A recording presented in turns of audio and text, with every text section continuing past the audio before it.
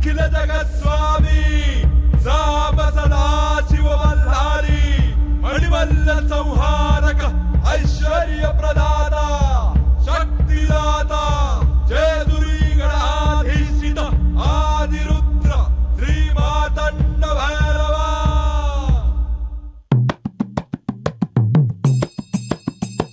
जय देव जय देव जय देव जय देव जय देव जय शिव मातंडा।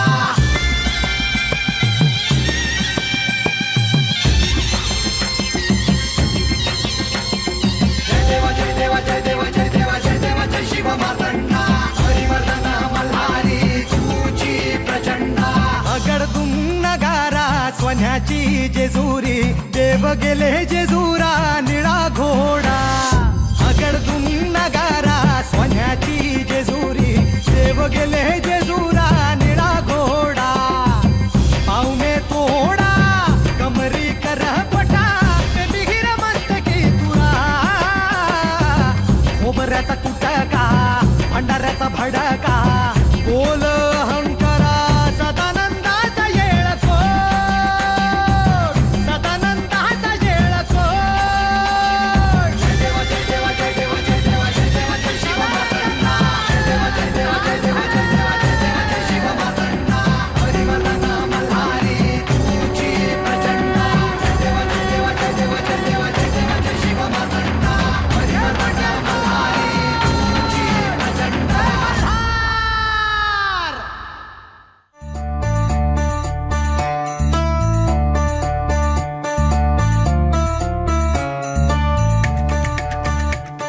बर का म्या रंगा चंदनपुरीहून आलोय।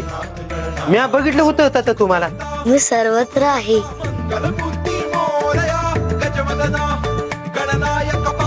या जी, या या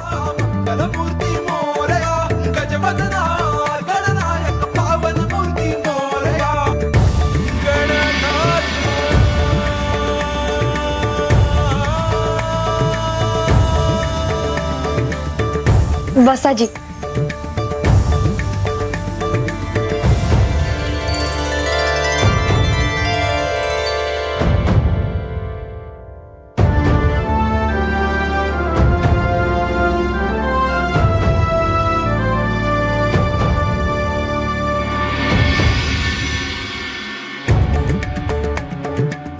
आम्ही तुमच्याबद्दल लय ऐकलं या. आम्हा शब्दस्ती कोड पडले की तुम्ही कोण हायसा. देव आणि महासादेवी राज्यात येत्यात तेव्हा आम्हास ती बघायला मिळते पण तुमचं दर्शन होत नाही.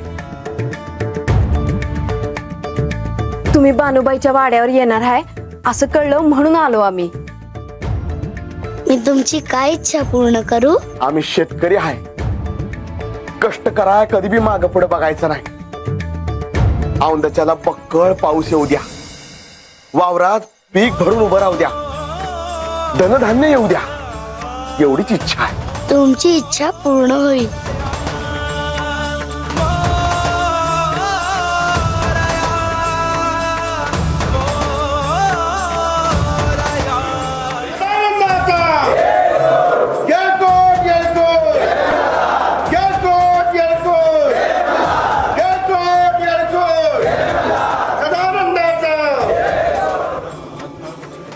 तुम्हासनी मोदक लय आवडत्यात म्हणून मी माझ्या स्वतःच्या हातानं बनवलं आहेत आज.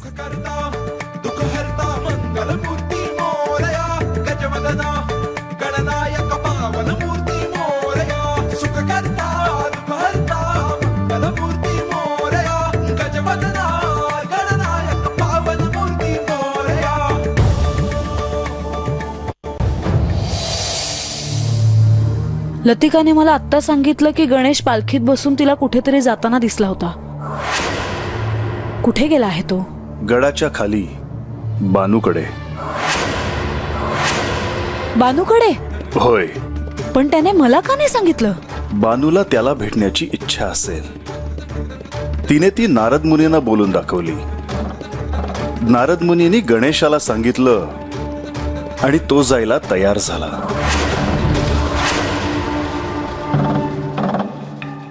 मी आज स्वतःच्या हाताने त्याच्यासाठी जेवण बनवले आहे. मी त्याला स्वतः भरवणार होते, पण म्हाळसा, तू त्याला अभ्यंग स्नान घातलेस, त्याला आभूषण घातलीस, त्याला स्वतःच्या हाताने मोदक करून भरवलेस. हे सारं ऐकून बानूला देखील हे सारं करायची इच्छा झाली असेल. मी करेन ती प्रत्येक गोष्ट तिला करायचीच आहे. मला पार्वतीला भेटायचं होते म्हणून मी 16 सोमवारचा व्रत केला. तिनेही हरतालिकेचा व्रत केला. आता मी गणेशाचं सारं काही प्रेमाने करते आहे. ते बघून आता तीही करते आहे. म्हाळसा, जसा तुझा त्याच्याशी ऋणानुबंध आहे तसाच बानूचा देखील आहे.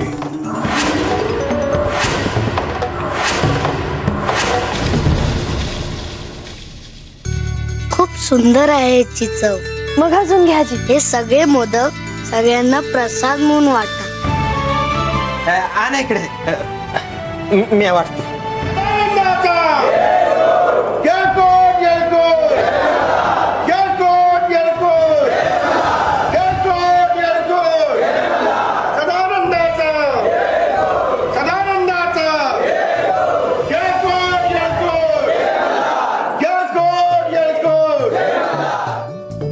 बाणाई, आता मी गडावर जातो. माता वाट पाहत असेल. तुम्ही यंदा कवा याल जी? लवकरच.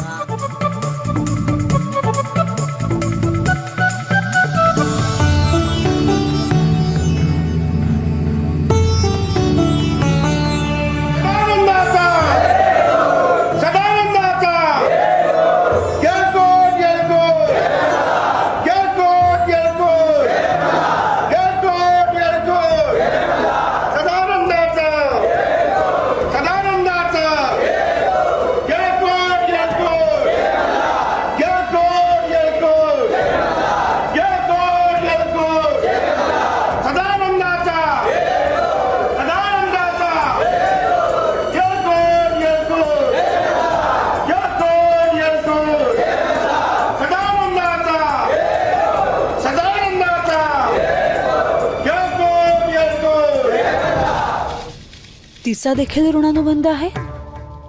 मी समजले नाही. आणि माझा आणि त्याचा कोणता ऋणानुबंध आहे?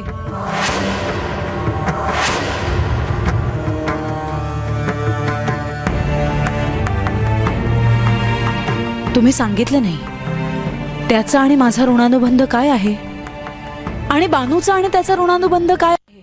तुला त्याच्यासाठी काहीतरी करावं असं वाटणं म्हणजेच तुझा आणि त्याचा ऋणानुबंध आहे. केवळ इतकंच? होय म्हाळसा, जसं तुला त्याच्याबद्दल प्रेम वाटतं तसंच बानूला देखील वाटत असेल.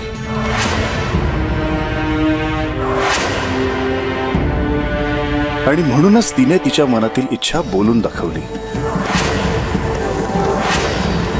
तिने काय करावा हा तिचा प्रश्न आहे, पण गणेशाने मला न सांगता जाणं हे मला अजिबात पटलेलं नाही. तो गडावर आल्यावर मी त्याला हे विचारणारच आहे.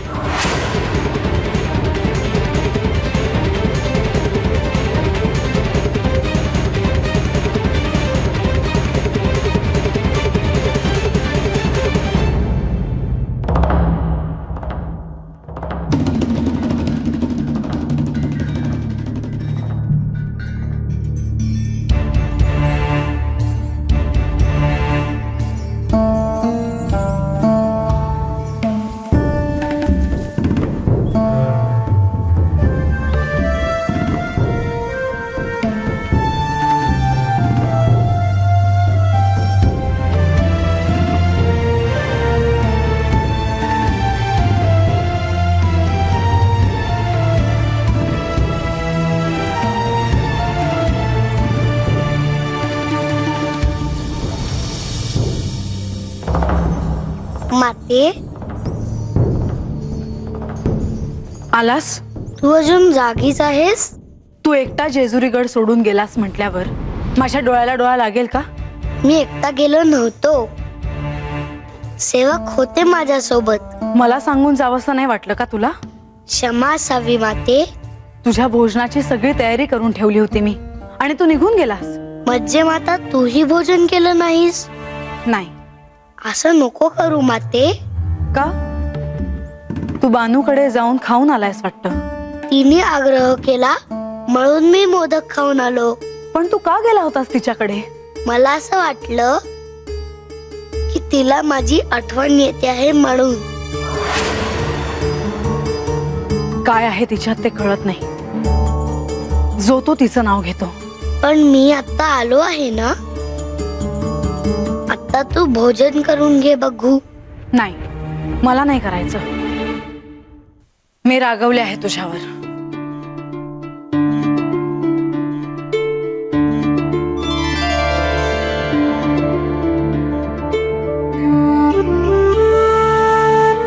तू माझ्यावर नको रागवस ना माते.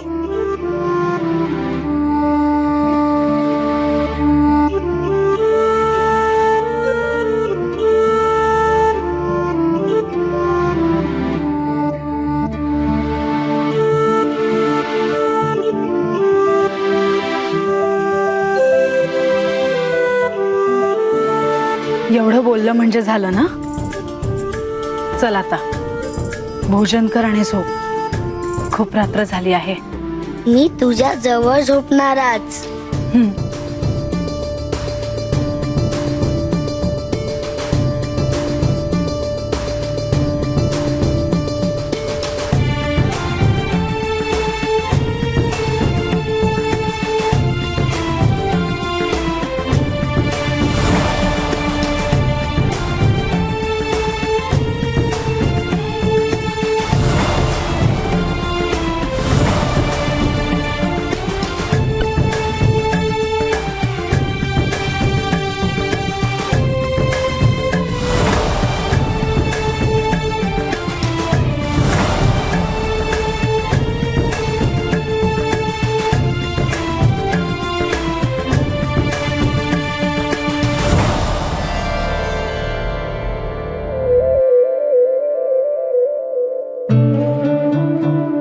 बा, अरे तू कवा आलास?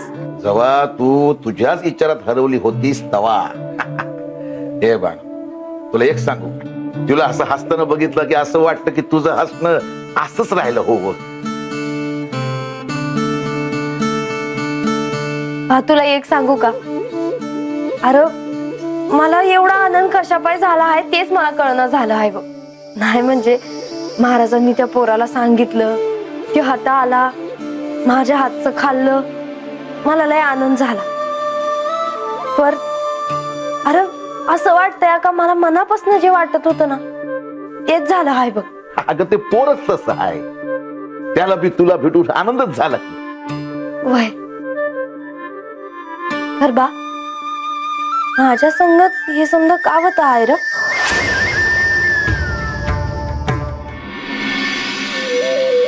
का ग? असं काय विचारते? आता काय झालं? नाही तसं नाही, पर की गणेश मला म्हणले का उद्याच्याला मला काहीतरी कळणार आहे. मागल्या वेळेला लक्ष्मी देवी आल्या होत्या तेव्हा त्या बी असं म्हणल्या होत्या का मला लवकरच काहीतरी असं कळणार आहे. म्हणजे मलाच अगोदर समज कळणार आहे बा. अगं तसंच असेल बघ.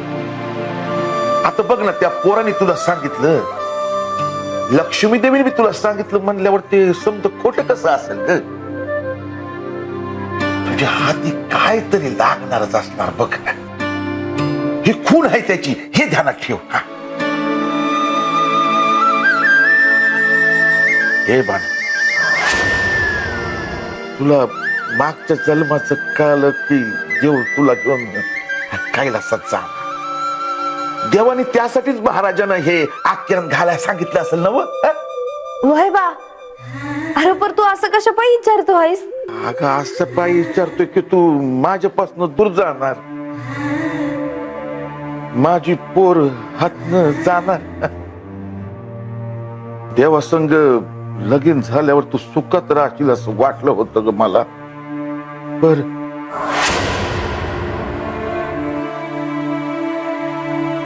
अगं पण म्हणजे तू मला सोडून जा ना. मला तुला बघता बी येणार नाही. याच वाईट वाटते बघ मला. वा, अरे असं कशा पायी बोलतोय असर? अरे म्या हातनं कुठं बी गेले तरी तू माझ्यासाठी जे केलं आहेस ते मी कधी बी विसरणार नाही. अरे बा, तू माझा जीव वाचवलास म्हणून मला आज हे सगळं बघायला मिळालं, म्हणून हे समजा घडलं. अरे तू होतास म्हणून मी जगले, नाहीतर ही बानू देवांची झालीच नसती बघ.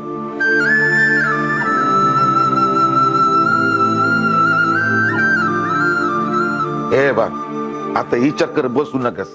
झोप आता. उद्या सकाळच्या गडावर जायचंय आख्यानाला.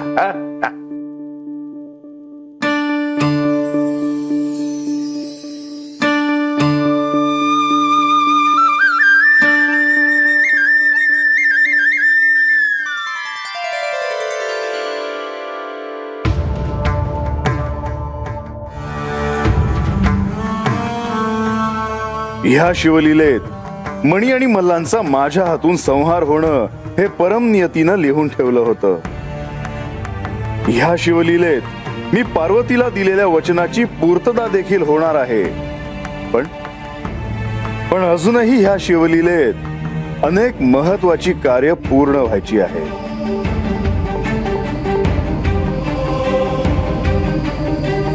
मुनिवर, नारायण नारायण.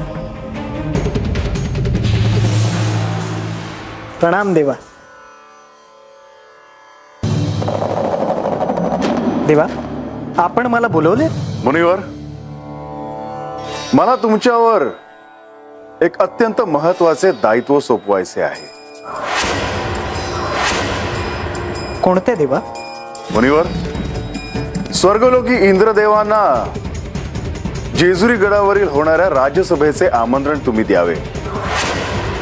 केवळ इंद्रदेवच नाही तर तिथे उपस्थित असणारे देवऋषी, देवगण ह्या सर्वांनाच तुम्ही आमंत्रण द्यावे.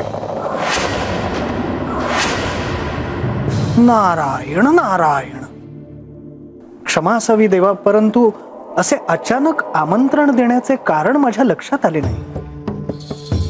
त्यांना इथे जेजुरीत बोलवण्याचे कारण मला स्पष्टपणे दिसत नाही. मुनिवर, ह्या सृष्टी चक्रात अशी अनेक कार्य आहेत की जी दृश्य स्वरूपात नसतात. ती पूर्ण करण्यासाठी अशा प्रकारे अनेकदा सहाय्य घ्यावे लागते. असेच एक कार्य पूर्णत्वाला नेण्यासाठी इंद्रदेवांचा सहभाग आवश्यक आहे आणि त्यासाठीच इंद्रदेवांना बोलवावे.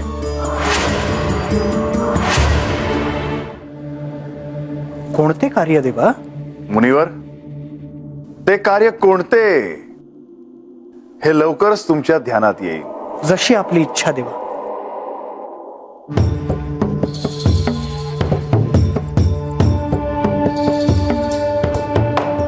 मुनिवर, तुम्ही इथे आणि तेही ह्या वेळेला? नारायण नारायण. हो प्रभू, देवांनीच मला बोलवले होते.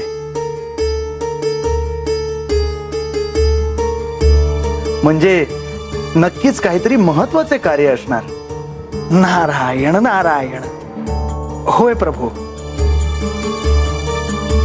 देवेंद्रांना आमंत्रण द्यायचे होते जेजुरीतल्या राजसभेत येण्याचे.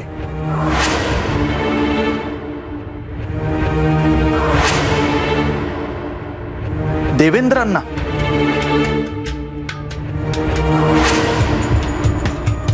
मुनिवर, तुम्ही या आता. इंद्रदेवांपर्यंत ही वार्ता लवकरात लवकर पोहोचवावी.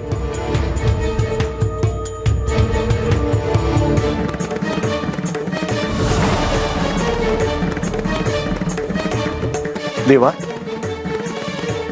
आपण खरंच देवेंद्रांना बोलवणार आहात? होय प्रधानजी.